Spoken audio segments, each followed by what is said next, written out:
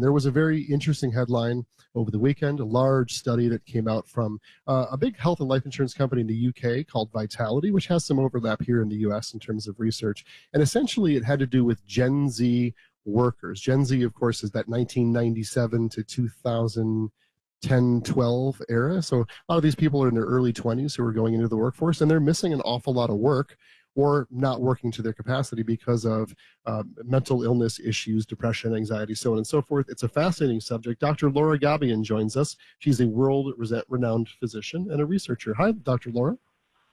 Hi, thanks for having me. Yeah, thanks for coming on. Listen, this is something that hits close to home for me with a 26 and a 20-year-old daughter. And we've had lots of conversations about, the days you're not feeling top notch. Is it okay to just call into work because you had you broke up with a boyfriend, or because you're depressed, or whatever the case might be? And we've gone around and around in circles. Seeing a statistic that says, and it's a little bit misleading, the statistic, that Gen Z employees are missing 1 day of work each week. That sounds like 52 missed days when you just read the headline, due to mental health struggles. It's a pretty alarming statistic. What's your take on it? Well, I mean, think about it. These are people who are in their early 20s, as you said. So their whole life, they've had the internet, they've had social media. And in my study and book, Common Wisdom, I defined wisdom with 8 elements.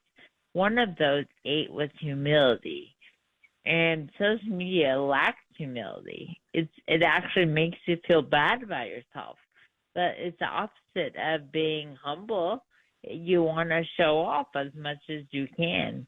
And so these people in their early 20s who are using social media often are feeling bad about themselves. They're depressed, they're anxious, they don't feel good enough.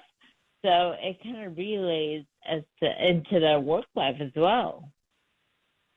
Well, okay, so Dr. Laura, as an employer, what is the expectation of tolerance in this environment? Now, there's no statistics here that underlie this in terms of how many of these people are salaried employees who potentially might be getting paid personal time versus hourly employees, working at a Starbucks or a Target or something like that, who decide to not come in, and it's an unpaid day. They just can't handle it. I know plenty of people in these environments who are employers who specifically overstaff for hourly employees because they know that someone's going to drop off at any given day, and they don't want to just have holes in their roster, so to speak. But after a certain point, don't the employers start to say, look, I get it, you're depressed, or you have an anxiety complex, but I need you here. If you can't be here regularly, you have to hit the road.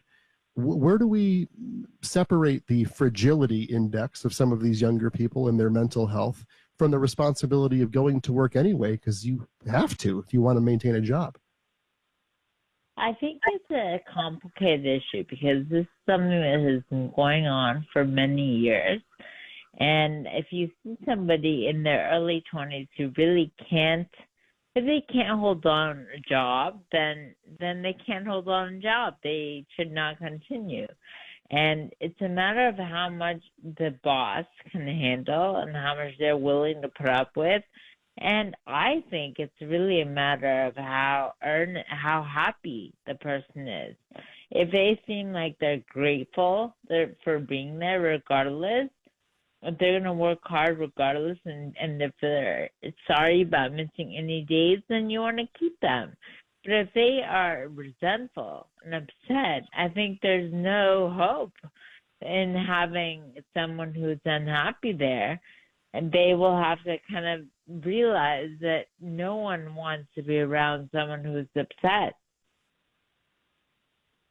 I wouldn't think so. And I wouldn't want people who are upset frequently working for me, being in many cases the face that my customers are seeing. Certainly when you go to your local coffee shop or a place to eat or a bookstore, and you're dealing with someone who just seems completely dismissive and disinterested in being there, it makes you look at the company and go, why are they employing these people? It's very, very frustrating if it feels like they don't actually enjoy you being there, buying their products or their services. It's a fascinating subject. Dr. Laura, thanks for joining our program.